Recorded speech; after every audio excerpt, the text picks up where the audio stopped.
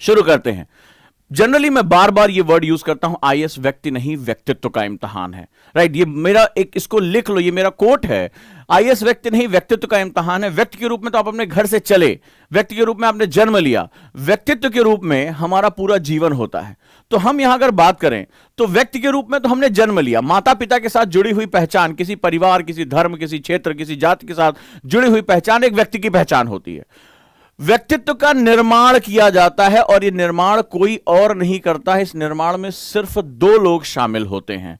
एक आपका गुरु, वो किसी भी रूप में हो। गुरु जो होता है वो इनिशियल इग्निशन होता है, एक रॉकेट खड़ा होता है। ठीक है, कभी आपने देखा लॉन्च पैड पे एक रॉकेट खड़ा होता है, बड़ा पावरफुल उसका बूस्टर होता है, वो हजारों किलोमीटर की यात्रा कर सकता है, मीलों की यात्रा कर सकता है, ये रॉकेट होता है। लेकिन इस रॉकेट को जब तक इग्नाइट ना किया जाए, जब तक प्रज्वलित ना किया जाए, तब तक ये रॉकेट जो है हजारों मील की यात्रा नहीं कर सकता है, इतनी तेजी से नहीं जा सकता। वैसे खड़ा है और वो ऐसे ही स्टेशन पर खड़ा रह जाता है। तो आप एक स्टूडेंट के रूप में आप व्यक्ति से व्यक्तित्व का सफर तय करना चाहते हैं। आपके अंदर वो पावर है, लेकिन आपको अपनी उस पावर को बारे में कुछ भी नहीं पता, उसको रियलाइज नहीं कर पा रहे हैं। तो बेसिकली जो ये रॉकेट बूस्टर है, यानी कि जो प्रणोदक है, जो प्रोपेलेंट है, जो एक इग्नाइट करने वाली अग्नि है, वो टीचर प्रोवाइड करता है। और ये सदियों से होता चला आया। ये वो भी, जैसे कल मैंने बताया कि एक व्यक्ति ने मुझसे कहा कि जीवन में रिश्तों की एक चाबी एक सेंटेंस में, और मुझे वो अपनी रुद्राक्ष की माला निकाल के देके चले गए। और आज तक मैंने धारण की, मुझे नहीं पता वो कौन थे, मुझे उनका नाम भी नहीं पता, मैं उनसे कभी दोबारा नहीं मिला। लेकिन जो व्यक्ति मुझे दीक्षा दे रहा वो मेरा गुरु है, जिसने मुझे जीवन में कुछ भी एक सिखाया, मेरी लाइफ में एक प्लस पॉइंट किया। और उन्हीं के प्रेरणा की वजह से मैंने हजारों बच्चों से कल बात की और इसमें से कई बच्चों को मेरी बात समझ में आई, उनको एक रास्ता दिखाई पड़ा। तो इसी को गुरु की दीक्षा कहते हैं। तो एक जो टीचर होता है, यानी गुरु जो होता है, वो कोई भी हो सकता है। जरूरी नहीं कि मैं यहां पर कोचिंग में खड़ा हूं तो मैं ही तुम्हारा टीचर हूं। कोई भी जीवन में कब कहां गुरु मिल जाए कुछ भी किसी को नहीं पता। वो जो आपकी पावर को इग्नाइट करता हो। तो जब आप इग्नाइट हो जाते हैं तो आप एक पावरफुल रॉकेट की तरह हैं। आप हजारों मील की यात्रा तय करेंगे, आप पूरे जीवन में जाएंगे, आप प्रशासनिक अधिकारी बनेंगे, आप हजारों लाखों के जीवन में परिवर्तन लेकर आएंगे। लेकिन उस परिवर्तन की शुरुआत के लिए इग्निशन होना बहुत जरूरी है। और दूसरा होता है शिष्य। तुम्हारे व्यक्तित्व निर्माण में सिर्फ दो धड़े हैं और कुछ नहीं है। यह गुरु तुम्हारी माता हो सकती है, तुम्हारे पिता हो सकते हैं, तुम्हारा भाई हो सकता है, यह कोई भी हो सकता है, लेकिन शिष्य तुम ही हो। अब शिष्य का मतलब क्या हुआ? जो प्यूपिल है, उस शब्द का मतलब क्या हुआ? वह जो धारण कर सके, वह जो धारण कर सके, वह जो जल सके। गुरु ने इग्नाइट कर दिया, ध्यान से देखो। लेकिन इस अग्नि की जलन किसको झेलनी पड़ती है? मेरी बात को समझ लेना। व्यक्तित्व निर्माण की प्रक्रिया एक एक करके समझाता जाऊंगा, तुम्हें समझ में आ जाएगा तुम्हारी यात्रा कैसे होने जा रही है। या तो तुम लवासना की जर्नी को छोड़ देना, अगर उस अग्नि की जलन को नहीं बर्दाश्त कर सकते, उस हीट को नहीं जो है वो बर्दाश्त कर सकते, छोड़ देना। और अगर तुम्हारे मन में है कि अच्छा ये है मेरा सफर, ये हरी घास पे चलने जैसा नहीं है, ये खुद को जलाने की यात्रा है, तो अगर वो तुम्हें जलन बर्दाश्त करने की अगर तुम्हारे अंदर ताकत है तो फिर यात्रा पे निकल जाना, सफर अपने आप पूरा हो जाएगा। तो यहां पर क्या होता है? शिष्य का मतलब होता है जो धारण कर सके। गुरु जब उसको प्रज्वलित करता है तो अग्नि प्रज्वलित होती है, अग्नि जलाती है, तपाती है, उसको गर्म करती है। लेकिन अगर पात्र, रॉकेट के पात्र क्या होते हैं? बहुत ही ज्यादा, उसके जो बूस्टर होते हैं वो बहुत ज्यादा अग्नि को बर्दाश्त कर सकते हैं।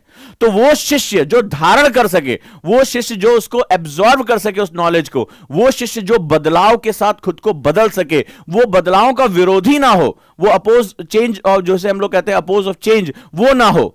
और वो जो तपिश हो, देर तक पढ़ना हो, खुद को एकाग्र करके रखना हो, भटकाव से खुद को रोकना हो, लालच से खुद को दूर रखना हो, डिजायर से खुद को दूर रखना हो, इस तरह की लस्ट से, तो वो अपने आप को धारण करके रख सके। इसीलिए गुरु पहले प्राचीन समय में गुरुकुलों में लेके चले जाया करते थे कि एकांत में रखेंगे। संसार की जब तक ये मैच्योर नहीं हो जाता, जब भी इसकी उम्र ऐसी है जहां पर इसके अंदर ये सारी चीजें, काम, क्रोध, लोभ, मोह, सभी कुछ आएगा, तो दूर जंगलों में लेकर चले जाते हैं, माता पिता से भी दूर, कि मां का मोह जो है वह इसको बाधा ना बने, भाई बहन का प्यार बाधा ना बने। तो एक एकांत में जो है वो आराम से सर मुड़ा के एकदम जो है वो पीत वस्त्र अपना डाल के और जमीन पे सोना, एक सभी को साधारण जीवन दिया जाता था। फिर धीरे धीरे मनुष्य इसको धारण कर लेता था, और धारण जब कर लेता था तो फिर अब गुरु निश्चिंत हो जाता था कि अब समाज में भी जाओगे तो एक अच्छा जीवन तुम जी पाओगे। तो शिष्य वो होता है जो धारण कर सके, जो इस तपिश को बर्दाश्त कर सके। नहीं तो क्या होगा? ये रॉकेट जैसे ही बूस्ट होगा, टीचर ने जैसे ही इग्नाइट किया इसको, वैसे ये पिघल जाएगा, खत्म हो जाएगा, ब्लास्ट कर जाएगा। तो कई स्टूडेंट ब्लास्ट कर जाते हैं, जैसे दबाव पड़ता है घबराने लगते हैं, तड़पने लगते हैं, सर नहीं हो रहा है हमसे तैयारी, मेरे पास तो डेली की संख्या में क्वेश्चन आ रहे हैं। क्यों? क्योंकि गुरु ने इग्नाइट तो कर दिया, शिष्य वो धारण ही नहीं कर पाया। तो यहां जो व्यक्तित्व है वो धारिता की बात है, कैपेबिलिटी की बात है। वर्ड सुना होगा कैपेबल, ये कैपेबिलिटी क्या होती है? तो कैपेबिलिटी ऐसा नहीं है, इस अग्नि को धारण करने योग्य इसको बनाया जाता है, वो मटेरियल डाले जाते हैं जो इस ताप को बर्दाश्त कर सके। तो आज की जो मेरी यात्रा है, आज की जो मेरी क्लास है, वो तुम्हें बताएगा कि तुम अपनी धारिता को कैसे बढ़ा सकते हो, तुम अपनी चीजों को कैसे आगे लेकर जा सकते हो, तुम कैसे उसको बर्दाश्त कर सकते हो, और अपना जो गुरु शिष्य का जो परंपरा है, इसी व्यक्तित्व निर्माण में तुम कैसे लेकर आ सकते हो। तैयार हो? चलिए, अब सवाल है कैसे बनाएं अपना व्यक्तित्व, राइट? कैसे बनाएं अपना व्यक्तित्व? तो अगर मेरा इस सेगमेंट में कि अगर I want to improve my personality, so how can I make my personality well and efficient according to the administrative, जो हमारा पर्पस है, जो हमारा एडमिनिस्ट्रेटिव पर्सनैलिटी, वो कैसी होनी चाहिए, कहां से इसकी शुरुआत होनी चाहिए, राइट? चलिए बात करता हूं। इस रॉकेट में एक खास बात और है, गुरु ने इसको इग्नाइट किया, प्रज्वलित किया, इसको बर्दाश्त करने की क्षमता इस रॉकेट में थी।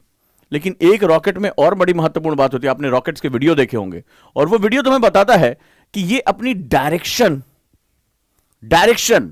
जो शुरुआत में जब ये थ्रस्ट लेता है पृथ्वी की, जब ये ग्रेविटी में होता है, तो इसके सबसे ज्यादा बिखर जाने की बहुत गुंजाइश होती है, क्योंकि ग्रेविटी खींचती है, ग्रेविटी गुरुत्वाकर्षण बल उसको खींचता है, इसके पास भार होता है, ढेर सारी चीजों का भार लेके चल रहा होता है, इसमें ईंधन टैंक होता है, इसमें जो है वो तमाम तरह के केबिन्स बने होते हैं, भारी भारी मशीन होती है। जब आप आईएएस की तैयारी के लिए उड़ते हो तो आपके सपनों का बोझ होता है, ढेर सारे सपनों का बोझ होता है, ढेर सारी उम्मीदें होती हैं, तमाम तरह के आकर्षण होते हैं, उधर आपके जो है वो जानने वाली या जानने वाला भी आपके साथ उम्मीदें लगाए बैठा हो, सब पूरा परिवार खानदान भर उम्मीदें लगा के बैठा होता है। ये ग्रेविटी है, ये खींचती है। और आपने देखा होगा रॉकेट इसी समय सबसे ज्यादा, अगर आपने देखा होगा समुद्र में ऐसे जाकर ऐसे गिर जाता है, ठीक है, डिसोरिएंट हो जाता है।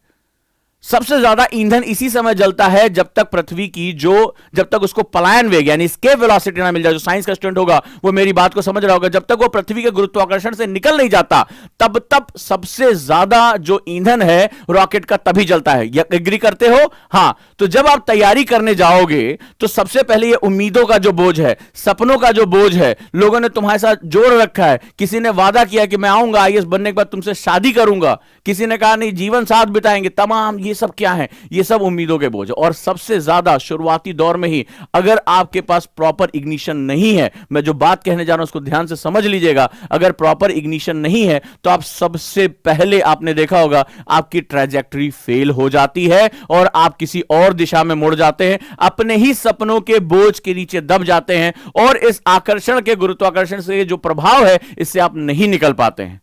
आपके टीचर ने जो इग्नाइट किया, टीचर से दूर होने के बाद वो धीरे धीरे वो मशाले बुझ जाती हैं और आप कभी भी अपने लक्ष्य तक नहीं पहुंच पाते। और ऐसा करने वाले बच्चों की संख्या शायद 98% से ज्यादा है। इसीलिए पूरी दुनिया में किसी भी एग्जाम में जो सक्सेस की दर होती है वो हार्डली 2% ही होती है। ये वो होते हैं जो इस गुरुत्वाकर्षण, आकर्षण के मोह से निकलकर अपने लक्ष्य की तरफ बढ़ पाते हैं। तो आज मेरी बात तुम्हारे मर्म तक पहुंच चुकी होगी कि हमें कई काम करने हैं। एक, हमें अपने आप को इग्नाइट करके रखना है। क्यों मैं डेली यहां सुबह सुबह आता हूं? मैं और भी काम कर सकता हूं, ठीक है, अपने लिए समय निकाल सकता हूं। इग्नाइट करके रखना है, प्रज्वलित करके रखना है। तुम्हें भी अपने आप को अपने गुरु के पास रखना है, क्योंकि तुम्हारे पास जो सोर्स ऑफ एनर्जी है, जब तक तुम इस ग्रेविटी से निकल नहीं जाते, इस सारे बंधनों से निकल नहीं जाते, अपने पाथ को पकड़ नहीं लेते, तब तक तो तुम्हें गुरु का साथ छोड़ना ही नहीं है। जैसे धीमा, फिर ये प्रज्वलित करेगा, फिर धीमा होगा, फिर प्रज्वलित करेगा, तब तक प्रज्वलित करता रहेगा, ढकेलता रहेगा। निकलो इस आकर्षण से, निकलो इस गुरुत्वाकर्षण के प्रभाव से, नहीं तो वापस आ रहे हो तुम अभी। और लोग आ जाते हैं वापस, ठीक है, लोग जो है इधर से इधर पहुंच जाते हैं, आत्मघाती हो जाते हैं। आए थे किसी और तैयारी करने के लिए, करने कुछ और लगते हैं। तो गुरु ढकेलता रहता है, प्रोपेलेंट, वो प्रलोदक का काम करते, चलो पुश करो, पुश करो, आगे बढ़ते रहो। और शिष्य वो होता है जो उस धक्के को भी सकारात्मक रूप से लेता है। हां, ये मेरे लिए कर रहा है, मैं जान रहा हूं कि मैं इस गुरुत्वाकर्षण प्रभाव से नहीं निकल पा रहा हूं, मुझे निकालने का ये प्रयास कर रहे हैं, तो उसको वो बर्दाश्त करता है। कुछ लोग इसका विरोध करते हैं, अरे तुम्हारी हिम्मत कैसे पड़ी, तुम मास्टर हो, मास्टर की तरह रहो, ज्यादा समझाओ नहीं, ठीक है, फीस लियो, जल्दी जल्दी पढ़ाओ, हमें जाने दो। जब टीचर कहता है ऐसे नहीं, ऐसे पढ़ना है, ऐसे कहते, उसका विरोध करते हैं। तमाम ऊटपटांग बातें करते, अरे देखो अभी इसी पे कोई लिखेगा, अरे देखो बेवजह की बकैती कर रहा है, सुबह सुबह आके ये जो बकवास करते हैं, ये वही होते हैं जो कभी ना अपने गुरुत्वाकर्षण से निकल ही नहीं पाए और ये सोचते हैं जब हम डूबे हैं सनम तो तुमको भी ले डूबेंगे। तो ये जहां मौका इनको मिलता है वहां पर ये मुंह खोलते हैं और सोचते हैं कि चलो कम से कम आज दिन भर में एक आदमी तो बर्बाद कर लें, हम डूबे तो अकेले तो नहीं फील करेंगे जब यहां समुद्र में जाके डूब गए हैं, चलो दो चार सही, दो चार कम से हम डूब जाए तो कम से कम और मजा आएगा। तो इस तरह की जो निगेटिविटी होती है वो हमारी इसी वजह से आती है। अब इस रॉकेट को हमें सही डायरेक्शन देना है और वो हमारा आता है व्यक्तित्व निर्माण की प्रक्रिया से। तो रॉकेट में क्या चीज होती होगी? रॉकेट को नहीं पता कि कितने मीलों का सफर उसको तय करना है, रॉकेट को एग्जैक्टली नहीं पता होता है उस समय, या वैज्ञानिक अगर मैं बात करूं यहां जिसका दिमाग है उसको नहीं पता होता कि रॉकेट एग्जैक्टली ट्रैजेक्टरी को पाएगा या नहीं पाएगा, ये रॉकेट जो है वो गुरुत्वाकर्षण के बाहर निकल पाएगा कि नहीं निकल पाएगा, पलायन वेग जो होता है वो हो पाएगा कि नहीं होगा। जैसे हमारे यहां मंगल मिशन जब छोड़ा गया था, हमारे जो इसरो के वैज्ञानिक थे उन्हें नहीं पता था कि जिस समय रॉकेट पीछे गया और संपर्क टूट गया उस समय ये लौट कर आएगा कि नहीं आएगा। लेकिन उन्होंने कैलकुलेशन अच्छी की थी, सब कुछ था, लेकिन पूरा धक धक धक धक जो है वैज्ञानिक समुदाय का कि भारत पहली बार में मार्स ऑर्बिटल मिशन, आपने ये पिक्चरें भी देखी होंगी, तमाम वेब सीरीज भी देखी होंगी, कर पाएगा कि नहीं कर पाएगा। तो क्या चीज थी व्यक्तित्व निर्माण में जब वहां पर उन्होंने मंगल के अंधेरों में अपने रॉकेट को भेजा, या कोई भी रॉकेट जब छोड़ा जाता है कि पता नहीं उस अंतरिक्ष में कहां है क्या है, मार्स रोवर पहुंचेगा कि नहीं पहुंचेगा, एलॉन मस्क जब कोई चीज बता रहे तो कुछ भी नहीं पता, तो पहली चीज व्यक्तित्व निर्माण की क्या होती है, उसको हम लोग कहते हैं विश्वास। समझ में आया? विश्वास। यह विश्वास कई स्तरों पर आपको करना है। जिस गुरु को मैंने चुना है मुझे इसके साथ रहना है, मुझे बार बार भटकता नहीं, जंप नहीं करना है कि ये भागो वो भागो वहां भागो वहां भागो। अपने आप को देखने की बजाय दुनिया भर के टीचर को जज करना शुरू कर देते हैं। पहला तो आजकल फैशन आया हुआ है, ठीक है, फैशन, वो फलाना, अरे ये नहीं है ना, उसमें चलो नेक्स्ट चलो, तो वो जंपिंग जो है रैबिट्स की तरह, मंकी माइंड की तरह कूदते रहते। पहली चीज है विश्वास। अगर उस वैज्ञानिक को विश्वास है तभी ये रॉकेट आगे जा पाएगा। उसे पता है कि पता नहीं इसके बाद तो मेरा एक बार इग्नाइट हो गया तो मेरा कंट्रोल हट जाएगा इस पर से, सिर्फ मेरी मैथमेटिक्स, मेरा विश्वास है इसके साथ कि हम यहां पहुंचेंगे। तभी वो वैज्ञानिक, जितने भी संसार में वैज्ञानिक अनुसंधान हुए हैं जिन्होंने संसार को बदल के रख दिया, चाहे वो राइट ब्रदर्स का जहाज उड़ाना हो, बोला गया कि भारी मशीनें उड़ी नहीं सकती है, थर्मोडायनेमिक्स जो एरोडायनेमिक्स के खिलाफ है ये, लेकिन उड़ा दिया ना, विश्वास था उनके पास। जब मंगलयान जो है वो पीछे की तरफ गया और संपर्क टूट गया, हमें नहीं पता था कि दोबारा हमारा संपर्क जुड़ेगा कि नहीं जुड़ेगा, लेकिन विश्वास था। तो जो व्यक्तित्व निर्माण की पहली चीज होती है उसको विश्वास यानी फेथ कहते हैं। फेथ की मैं ये लंबी यात्रा पूरी करूंगा, फेथ की मैं आने वाले हर चुनौती को मैं बर्दाश्त करूंगा, ये होता है हमारा फेथ, राइट। तो हमारा अगला सेगमेंट है वो होता है विश्वास। तो जब भी आप शुरुआत करें तो आप विश्वास करें ये एग्जाम मेरा है, ये एग्जाम मेरा है, मैं इस एग्जाम के लिए बना हूं और मुझे इस एग्जाम को क्रैक करना। तभी मैंने कहा कि आईएएस हो ये सोचकर पढ़ाई करो, राइट। आईएएस हो ये सोचकर पढ़ाई करो और यहीं से अपने आप के अंदर विश्वास पैदा करो। तुम जो जिस तरह का आईएएस बनना चाहते हो, जिस तरह का, और सिर्फ कलेक्टर ही क्यों, तुम सचिव के बारे में सोचो, तुम जो है वो आप सेक्रेटरी के बारे में सोचो, तुम कैबिनेट सेक्रेटरी के बारे में सोचो कि मैं वहां पर कैसा हूंगा। अंदाजा लगाओ कि प्रधानमंत्री के बगल में तुम बैठे हो, एक हाई प्रोफाइल मीटिंग चल रही है और तुम्हें इनवाइट किया जा रहा है क्योंकि एक बहुत बड़ी समस्या का समाधान देने जा रहे हो। आपने नोटिस किया था जब हमारे सीडीएस शहीद हुए विपिन रावत जी, तो जो है कैबिनेट कमेटी की जो मीटिंग हुई उसमें आपने देखा प्रधानमंत्री के साथ अजीत डोवाल साहब बैठे थे। एक ऐसा आईपीएस ऑफिसर बनने की कल्पना करो कि प्रधानमंत्री उस ऐसी मीटिंग में जहां की बातें बाहर नहीं आ सकती, उस मीटिंग में भारत के सम्मुख आने वाली जो चुनौतियां हैं उसके समाधान के लिए तुम्हें बुलाया जा रहा है। वो विश्वास पैदा करो कि हाँ ये मैं ही हूं जो बन सकता हूं, और ये जब विश्वास तुम प्रफुल्लित करोगे तभी जो है वो आगे जा पाओगे। तो पहली चीज, आज से कभी भी अपने मन में गूंजता है यहां पे, सर हमसे नहीं, मेरे पास कितने क्वेश्चन आते हैं, सर नहीं हो पा रहा है, सर नहीं कर पा रहे हैं, सर नहीं नोट्स बन पा रहे हैं, सर नहीं आंसर लिखा जा रहा है, सर नहीं 8 घंटा पढ़ पा रहे हैं। नहीं, मत कहो, विश्वास रखो कि हां मुझे करना है, मुझे आगे जाना है, मुझे आंसर लिखना है। कोई बात नहीं, 10 लाइन का आंसर नहीं लिखेंगे, 3 ही लाइन लिखेंगे, लेकिन लिखेंगे। विश्वास और अविश्वास के बीच में यही थोड़ा सा फर्क होता है। जितनी बार हम नहीं नहीं खुद से बोलते हैं उतनी बार हम अपने मकसद से दूर होते चले जाते हैं। सेकंड, एडमिनिस्ट्रेटिव व्यक्तित्व के लिए 3 चीजों का होना जरूरी है, जिसमें 2 के बारे में तो आप अच्छी तरह जानते हैं। एक होता है आईक्यू, इंटेलिजेंट क्वेश्चन। दुनिया भर के तमाम यूनिवर्सिटीज में वैज्ञानिकों के लिए इसकी बड़ी आवश्यकता पड़ती है, लेकिन एक्चुअली में आईएएस के लिए इसकी बहुत ज्यादा, मतलब हायर लेवल ऑफ थॉट्स नहीं चाहिए होते हैं। अगर ऐसा होता तो यूनिवर्सिटी के सारे टॉपर, गोल्ड मेडलिस्ट, सारे आईआईटीएन आईएएस बन जाते। ऐसा नहीं होता है। आज भी गांव देहात के बच्चे, तमाम रीजनल लैंग्वेज में पढ़े हुए बच्चे, सेकंड डिवीजन आए हुए बच्चे, कई बार फेल हुए बच्चे, वो भी आईएएस बनते हैं। तो इसका मतलब है अगर आपके दिमाग में ये चीज है कि बहुत हाई लेवल ऑफ आईक्यू मुझे चाहिए तब मैं आईएएस बनूंगा, तो ये एग्जाम थोड़ा उससे अलग है। ये तुमसे एडमिनिस्ट्रेटिव एप्टीट्यूड के बारे में बात करता है, ये एडमिनिस्ट्रेटिव व्यक्तित्व के बारे में आपसे बात कर रहा है। तो अगली चीज क्या है? ईक्यू, इमोशनल क्वेश्चन, इससे ज्यादा, दैट इज ये निम्न, ये उससे ग्रेटर और ये इससे ग्रेटर। एक चीज और जोड़ूंगा, पीक्यू। तो बेसिकली ईक्यू का मतलब होता है इमोशनल क्वेश्चन।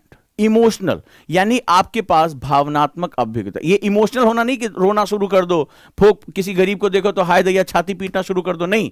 इमोशनल क्वेश्चन का मतलब होता है कि तुम उनकी जो मजबूरियां हैं, उनकी भावनात्मकता को समझते हुए निर्णय लो। जब तुम निर्णय लो तो केवल दिमाग से मत निर्णय लो, इसके साथ वो कहता है कि हृदय से को भी इन्वॉल्व करो, दोनों को बैलेंस करो, आईक्यू और ईक्यू को बैलेंस करो, निर्णय बहुत ही अच्छा होगा। तुम समझ सकोगे कि आज तुम्हारे कामों से किसी को हो सकता है दिक्कत हो, लेकिन जैसे जैसे तुम काम आगे बढ़ाते जाओगे वैसे वैसे इनके जीवन में एक नयापन आएगा, एक नई चीज आएगी, वहां पर तुम्हारा ईक्यू यानी इमोशनल क्वेश्चन आता है। लेकिन यूपीएससी के लिए जो तुम्हें चाहिए वो चाहिए होता है पीक्यू, यानी कि परसिस्टेंट क्वेश्चन। परसिस्टेंट यानी लगातार लड़ते रहना, this is the most important thing, most important thing PQ.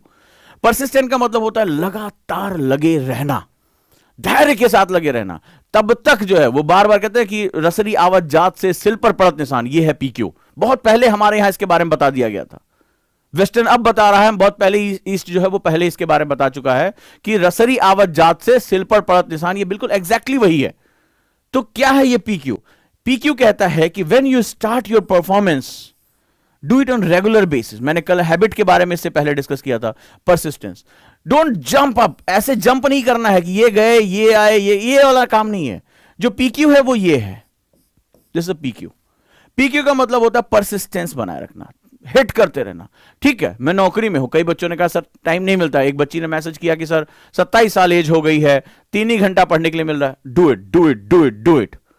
ठीक है, घबराना नहीं, 3 साल को लेकर कैलकुलेट नहीं करना है, जस्ट हिट योर डे। 3 घंटा मतलब अगर 3 घंटा है तो इसको हिट करते रहो, हिट करते रहो, हिट करते रहो। इससे नीचे नहीं जाना है, ऊपर नहीं बढ़ पा रहे हो, तुम्हारे जीवन में ऐसी चुनौतियां है, कोई बात नहीं, बट परसिस्टेंस लगा रहना है। परसिस्टेंस का एक और मतलब है, मैंने कई बच्चों को देखा पढ़ाने के दौरान अपनी टीचिंग में, पहला अटेम्प्ट नहीं हुआ, छोड़कर भाग गए, टीचर को गाली दिया, सबको ऊट पटांग सोशल मीडिया पे लिखा, उसके बाद भाग गए, छोड़ छाड़ बिस्तर उस्तर लेके निकल लिए। तो परसिस्टेंस का मतलब, और इसी बार में मैं ऐसे तमाम जो है इस बार मेधावी स्टूडेंट से मिला जो सेलेक्ट हुए, आईएएस आईपीएस बने, उसमें उन्होंने बहुत कम लोग थे जिनको फर्स्ट अटेम्प्ट में मिला, दूसरा अटेम्प्ट, तीसरा अटेम्प्ट, उसमें कई ऐसे थे जो पहली बार में इंटरव्यू में गए, दूसरी बार प्री नहीं निकला उनका, लेकिन hit hit hit hit hit. अगले साल तुम देखना जो मेरे रिजल्ट आएंगे, कुछ ऐसे रिजल्ट आएंगे, राइट, जो प्री में 2 बार फेल हो गए इंटरव्यू देने के बाद। तो परसिस्टेंस का मतलब होता है जीवन के हर क्षेत्र में एक नियमितता लेकर आना। नियमितता, परसिस्टेंस मतलब मुझे किसी भी रूप में अपनी जो है एक रूपता बनाए रखनी है, चाहे वो पढ़ाई की हो, व्यवहार की हो। पता चला कुछ लोग क्या होता है, कई बार पागलों जैसा बिहेव करने लगते हैं, बहुत तनाव में हूं सर, ऊट पटांग से बोलने लगते हैं, रोने लगते हैं। ठीक है, नहीं, व्यवहार में भी परसिस्टेंस लेकर आना है। ठीक है, एग्जाम है ये, लेट इट बी, मुझे एग्जाम की तरह लेना है। ऐसा नहीं कि मुझे कोई फांसी चढ़ा दिया जाएगा, मैं फेल हो जाऊंगा। एक बार फेल हो गया कोई बात नहीं, दूसरी बार जाना है, दूसरी बार नहीं, तीसरी बार करना है मुझे।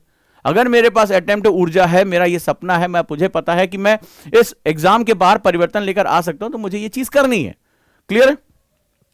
नेक्स्ट वन, तो अब आप इस पे फोकस करिए, परसिस्टेंस, अपनी पढ़ाई में, अपने व्यवहार में, अपनी मानसिक दशाओं में, अपनी पॉजिटिविटी में, इन सब में परसिस्टेंस चाहिए आपको। ठीक है, अगर आप नियमितता लेकर आ पाते हैं तो आपके लिए बहुत आसान हो जाएगा।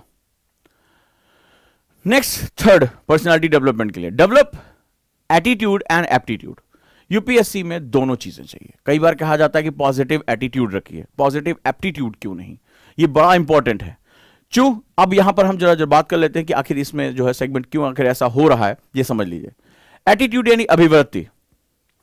अभिवृत्ति की अगर बात करें तो अभिवृत्ति का मतलब होता है कि आप जो ये चैलेंजेस डेली डेली आ रहे हैं उसको किस रूप में देख रहे हैं, किस तरह से आप आज आगे लेकर जा रहे हैं। आपके सामने जो चैलेंजेस है, मुझे मान लीजिए मेरा आंसर अच्छा नहीं लिखा जाता, तो एक होता है सर मेरा आंसर बार बार नहीं लिखा जाता, सर मैं नहीं लिख पा रहा हूं, सर मैं क्यों लिखूं, मैं अच्छा आंसर नहीं। और दूसरा तरीका होता है कि मुझे आज कम से कम इंट्रोडक्शन ही अच्छा करना है, कोई बात नहीं पूरा आंसर मुझसे अच्छा नहीं लिखा, मेरे पास फैक्ट्स अच्छे नहीं है, लेकिन 1-3 लाइनें 4 लाइनें मुझे अच्छी लिखनी है।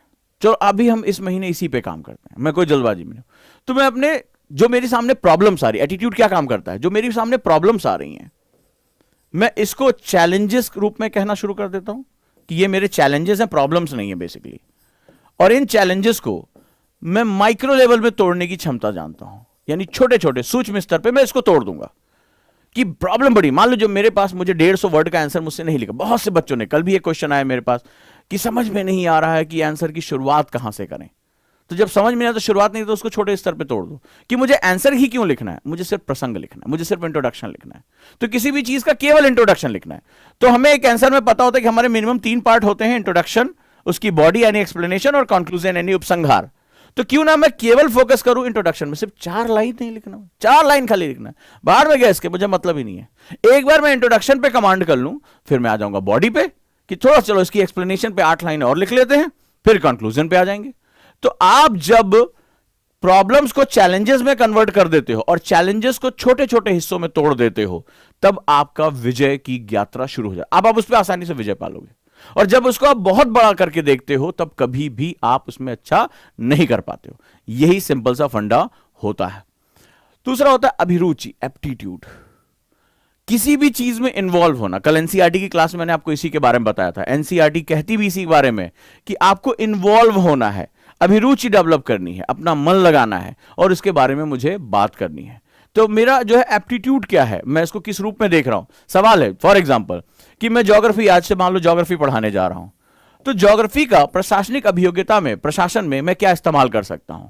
यानी इसको पढ़ते समय सिर्फ मुझे हवाओं के चलने का जो है वो नाम नहीं याद रखना है, मुझे लोकल विंड्स के नाम नहीं याद रखने हैं, मुझे जो है वो अधिवासों के नाम नहीं याद रखने, मुझे तो समझना है कि अभिरुचि क्या होती है। अभिरुचि का मतलब होता है इन्वॉल्व करना, कि अगर मैं कल प्रशासनिक अधिकारी हूं तो मेरी ज्योग्राफी की नॉलेज मेरे देश की समस्याओं के निपटान में कितनी महत्वपूर्ण भूमिका निभा सकती है, which is very important, right. ये होता है जब आप सब्जेक्ट को अपनी लाइफ से जोड़ लेते हो और खुद को अपने सब्जेक्ट में इन्वॉल्व कर देते हो। सॉरी टू से हमारा एजुकेशन सिस्टम इतना सपोर्ट नहीं करता। वो कहता है अरे पढ़ लो यार, सब लोग टीचर भी कहते हैं पढ़ लो यार, नंबर पा जाओ, भाग में जाए, इससे क्या मतलब है। यहीं से हम खराब कर देते हैं और आगे चलकर वही स्टूडेंट जब पहुंचता है अपने फील्ड में, तब वहां वो अपने आप को बहुत अकेला पाता है या वो गलत कार्य कर रहा होता है। एजुकेशन हमेशा एक पर्पस के साथ होता है। तो जब आप खुद को इन्वॉल्व कर लेते हैं, तब आप जाकर उसके साथ जुड़ पाते हैं। अगला point, develop skills, which is most important. Skills आपको इस युद्ध में बहुत ताकतवर बनाती है। जैसे रीडिंग स्किल, लिखते जाओ, रीडिंग स्किल्स। किताब कई लोगों को पढ़ना ही नहीं आता, कई लोग पढ़ने बैठते हैं 2 पेज से ज्यादा कंसंट्रेट नहीं हो पाते। उन्हें लगता है कि सिर्फ नोट से ही हम आईएएस बन जाएंगे। तमाम तरह की धारणाएं होती हैं। वो अपने आप को इंप्रूव करने के लिए बुक्स पढ़ते ही नहीं है, कुछ नई चीज जानने की कोशिश ही नहीं करते हैं, क्योंकि वो कहते हैं सर पढ़ने मन नहीं लगता, ज्यादा देर तक हम कॉन्सेंट्रेट नहीं हो पाते हैं। तो पहली आपकी रीडिंग स्किल डेवलप करनी होगी और वहां से शुरू करो। कोई भी छोटी छोटी चीज, जैसे रीडिंग स्किल का मतलब होता है बैठकर कुछ पन्नों के साथ लगातार पढ़ें, कुछ मोटिवेशनल बुक्स पढ़ लो, कुछ इंटरेस्टिंग बुक पढ़ लो, नहीं हो तो बिल्लू पिंकी कॉमिक्स, लेकिन पढ़ो, रीडिंग स्किल डेवलप करो। रीडिंग स्किल लगातार जो है वो प्रैक्टिस से आता है। It take lot of practice. Hindi मन करे हिंदी पढ़ो, इंग्लिश मन करे इंग्लिश पढ़ो, जो भी आपकी लैंग्वेज हो वहां का रीजनल साहित्य पढ़ो, प्रेमचंद्र पढ़ो, फणीश्वरनाथ रेणु पढ़ो, मन्नू भंडारी पढ़ो, ठीक है, लेकिन पढ़ो उसको। जो भी आपको इंटरेस्ट दे रहा, जिसमें आपको कोई प्रेशर नहीं लेना है, वो पढ़ो। और जब आप उसको रीडिंग स्किल धीरे धीरे डेवलप करो, एक 30 मिनट्स 45 मिनट्स अलग निकालो अपने लिए। ये धीरे धीरे हैबिट में डेवलप होगा। फिर जब ये रीडिंग हैबिट डेवलप होगा, जिस दिन तुम मन्नू भंडारी पढ़ लोगे, उसी दिन आगे चलकर तुम जो है भारत में प्रशासनिक व्यवस्था के बारे में पढ़ना शुरू कर दोगे। लेकिन जब तुम मन्नू भंडारी जब इंटरेस्टिंग चीज नहीं पढ़ पा रहे हो, तो बुक भी नहीं पढ़ पाओगे। ये बात ध्यान रखना, कोई चमत्कार नहीं होने जा रहा है, क्योंकि ये तुम्हारी स्किल्स का एक हिस्सा है। दूसरी स्किल की बात करें, स्किल का मतलब होता है it needs lot of practice. Skill का मतलब ही होता है, स्किल कब आती है, when you do lot of practice. जब आप लगातार अभ्यास करते हो तो ही प्रैक्टिस आती है। तो इस प्रैक्टिस में रीडिंग स्किल हो गया। दूसरा राइटिंग स्किल, जो भी पढ़ो उसको लिखने की कोशिश करो। रिवीजन स्किल, जो भी पढ़ो उसको बार बार दोहराने की कोशिश करो। कई लोग तो अपने आप को फोटोकॉपी मशीन समझते हैं कि एक बार देख लिए सब याद हो गया। बार बार उसको पढ़ने की आदत डालो। Reading revising skill. काम स्किल, काम स्किल का मतलब क्या है, खुद को शांत रखना पड़ता है। हर हफ्ते एक बार तो ऐसा होता होगा कि आपके दिमाग में क्वेश्चन आता है, यार हमसे ये एग्जाम निकलेगा कि नहीं निकलेगा, हमसे ये हो पाएगा कि नहीं हो पाएगा, राइट? तो ऐसी कंडीशन में खुद को मेडिटेशन सिखाओ, खुद को काम रखने की कोशिश करो, डायरी लिखो, अपने निगेटिव विचारों को अपनी कॉपी में डाल दो कि देखो भाई मेरे सामने ये निगेटिविटी आ रही है। अगर आप ये कर पाते हो तो खुद को शांत रखिए कि ये इस एग्जाम में तूफान चलते हैं दिमाग में, आपका दुश्मन कोई नहीं, आपके अंदर बैठा हुआ है। उसको अगर तुम शांत कर पाते हो, इस दिमाग को तुम शांत कर पाते हो, तो दुनिया तुम्हारे हाथों में है। तो काम स्किल, इसके बाद टेक्निकल स्किल, थोड़ी सी टेक्नोलॉजी को भी आपको पता होनी चाहिए। क्या है ये टेक्निकल स्किल? जैसे गूगल सर्च करना, जैसे टेक्नोलॉजी के बारे में थोड़ी जानकारी लेना, जैसे कहीं पर भी आप तमाम तरह की वेबसाइटों को जो है वो आपको बुकमार्क करना आना चाहिए। जैसे यूनाइटेड नेशंस की वेबसाइट हो गई, नीति आयोग की वेबसाइट हो गई, जहां पर इंपॉर्टेंट रिपोर्ट्स आ रही है, आईएमएफ की वेबसाइट हो गई, इनको बुकमार्क करके रखना, इनको जो है वो इनके जिसे हम लोग कहते हैं आरएसएस फीड लेना। इनके आप तमाम ऐप्स आती हैं जिन पे आप उनके आरएसएस फीड ले सकते हो, उस पर कोई भी अगर नोटिफिकेशन आता है तुरंत आपको पता चल जाता है, आपका समय बचता है और आप अपडेट रहते हैं। तो टेक्नोलॉजी स्किल आपके लिए बहुत ही ज्यादा इंपॉर्टेंट हो जाती है। और ये जो चीजें होती स्किल में आपको बहुत ही ज्यादा एक तरह से नए अपने आप को चैलेंज करना। इसके बाद खुद को ऑर्गेनाइज रखने की स्किल, मेरे नोट्स कहां हैं, बुक्स कहां हैं। कई बार लोग बहुत अनऑर्गेनाइज्ड हो जाते हैं, न्यूज़पेपर कहां है, कटिंग्स कहां है, फाइलें कहां है मेरी। तो ऑर्गेनाइज करके रखना जो है वो सीखो। इसके लिए तमाम जो है टेक्निकल स्किल भी बहुत आजकल बहुत अच्छे अच्छे ऐप आ चुके हैं जो अपने आप को ऑर्गेनाइज करने में बहुत मदद करते हैं, बुक मार्क करने में बहुत मदद करते हैं। तो इससे आपका बहुत समय बचता है। आगे चलकर जब आप धीरे धीरे आपके नोट्स बढ़ेंगे, अभी तो ठीक है, लेकिन आपके नोट्स बढ़ेंगे, न्यूज़पेपर की कटिंग्स बढ़ेंगी, तमाम तरह के जो है इनपुट्स पर बुक्स बढ़ेंगे, तो उसमें आपको कई बार कॉन्सेप्ट ढूंढने पड़ते हैं। अब ढूंढने में 2-2 3-3 घंटा गुजर जाता है। तो आपको ये चीजें सीखनी पड़ेगी। अगर आप ये चीजें सीख पाते हैं तो आगे चलकर जो बुक पढ़ना है, टाइम टेबल मैनेज करना है, वो आपके लिए बहुत बहुत ज्यादा आसान हो जाता है। तो उम्मीद करूंगा कि इसके बाद, यानी कि जो मैंने आपको फिर से बताया, एक हम इसको रिवाइंड करते हैं और हम समझते हैं। मेरी इस बात का मतलब तुम्हें समझ में आ गया होगा। अगर इस यात्रा में जाना है तो एक ऐसा व्यक्ति जो आपको इग्नाइट कर सके उसको रखिए, खुद को तैयार करिए कि मुझे इस हीट को धारण करना है, राइट। फिर अपनी ट्रेजेक्ट्री को, आपको पता है कि जो आपकी तैयारी के शुरुआती दौर होगा वो सबसे कठिन होगा। अगर इसी ग्रेविटी में तुम 3 से 4 महीना लिख लो, अगर आज से तुम तैयारी शुरू करने जा रहे हो तो 3 to 4 मंथ सबसे डिजास्टर्स होते हैं। शुरुआत में क्या होता है, थर्स्ट ज्यादा मिलता है, 2 महीने जो है बहुत आप तेजी से पढ़ोगे, तीसरा चौथा महीना आप अचानक से डाउन हो जाओगे। अगर ये चौथा महीना जो है तुमने सही से निकाल लिया और अपनी कंटिन्यूटी को बनाए रखा तो 5वें महीने में आप 5वें-6ठे महीने में आसानी से जाओगे। लेकिन चौथे महीने आते आते तुमने महसूस किया होगा आपका डाउनफॉल शुरू होता है, और उस समय अगर आपने अपने आप को नहीं संभाला, अपने टीचर से बात नहीं की, खुद को इग्नाइट नहीं किया, तो फिर आप ट्रेजेक्ट्री से हट जाओगे। और इसके बाद अगर कंटिन्यू रखा तो सफर तुम्हारे लिए आसान हो जाता है। क्लियर है? विश्वास से बात अपनी शुरू करो और पीक्यू पर आओ। आज से तुम्हारी, अगर कई लोगों ने मुझसे पूछा कि सर एडमिनिस्ट्रेटिव एप्टीट्यूड के लिए क्या बहुत तेज लाल होना, बहुत तेजू लाल होना, बहुत ही जो है गोल्ड मेडलिस्ट होना जरूरी? नहीं, तुम्हारे सामने है, पीक्यू होना जरूरी है। In every behaviour, in your thoughts, in your daily routine, in your thinking process, in your behaviour, सभी में तुम्हारा परसिस्टेंट होना जरूरी है। ये रिक्वायरमेंट है यूपीएससी की। क्यों तुमसे प्री मेंस इंटरव्यू कराते हैं, इतना करने के बाद भी जाके उसका ट्रेनिंग कराते हैं। तुम्हारा बहुत धैर्य देखा जाता है कि सामने एक व्यक्ति गाली दे रहा है। आपने देखा कोविड टाइम में 2 डीएम ने अपना जो है आपा खो दिया, क्या हालत हुई, पूरे देश से माफी मांगनी पड़ी। परसिस्टेंस ऑफ बिहेवियर, कि तुम जो है वो बिल्कुल ही नियत बने रहोगे, तुम्हारे व्यवहार में कोई भी परिवर्तन नहीं आएगा। ये होता है परसिस्टेंस होना। ठीक है, तो आपका अगर हम डेली पढ़ना तो हम डेली पढ़ेंगे, हमारा व्यवहार यही रहेगा। बार बार मानसिक उच्चार, अरे यार बोर हो गए हैं, नहीं पढ़ा जा रहा है, नहीं, ये नहीं करना है मुझे। इसके बाद एटीट्यूड और एप्टीट्यूड दोनों डेवलप करो। किसी भी समस्या को बहुत बड़ा करके मत बोला करो, नहीं हो पा रहा है, ऐसा नहीं हो पा रहा है। रिवीजन करना है, छोटा छोटा रिवीजन करो। किसी को बोल दो कि तुम मुझे पढ़कर सुनाओ, मैं उसको सुनकर याद रखूंगा।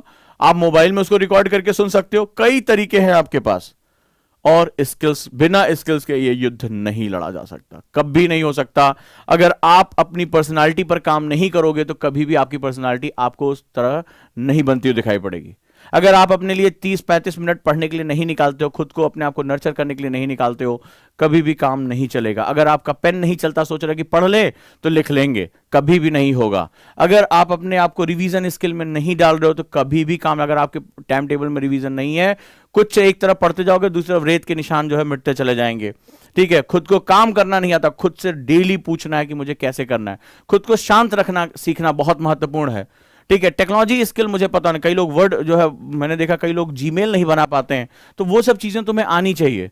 और खुद को ऑर्गेनाइज करना सीखो कि मुझे कब क्या कैसे करना है। जो लोग ऑर्गेनाइज कर पाते हैं वो, उनके लिए बहुत आसान होता है। मैंने देखा है कि आपने देखा होगा कई बार जो है वो तमाम, आपने देखा होगा रिजल्ट में भी हमें दिखाई पड़ा, जिनके माता पिता अच्छे पदों पर होते हैं, और जैसे मान लो आपने देखा होगा उनके परिवारों में या तो कोई एडमिनिस्ट्रेटिव सेगमेंट में होता है या बहुत अच्छे पढ़े लिखे होते हैं, उनके बच्चे बहुत आसानी से एग्जाम क्रैक कर ले जाते हैं, बड़ी ऊंचाई पर पहुंचते हैं। उसके पीछे कारण क्या होता है? उसके पीछे कारण ये होता है कि वो लोग खुद भी अपने आप को ऑर्गेनाइज करके, उनके घरों में बड़ा डिसिप्लिन चलता है। आप ये सोचते हैं कि उनके बच्चों को बड़ा लग्जरी मिलता, नहीं मिलता है। उनके शुरुआत से ही उनके पढ़ने लिखने पर बहुत फोकस किया जाता है, वो टाइम से उठते हैं, टाइम से स्कूल जाते हैं, उनको इतनी लग्जरी नहीं मिलती है। धीरे धीरे वो अनुशासन यानी डिसिप्लिन, खुद को ऑर्गेनाइज करने का जो तरीका होता है, डिसिप्लिन मतलब क्या, खुद को ऑर्गेनाइज करना, वो उनके जीवन का हिस्सा बन जाता है।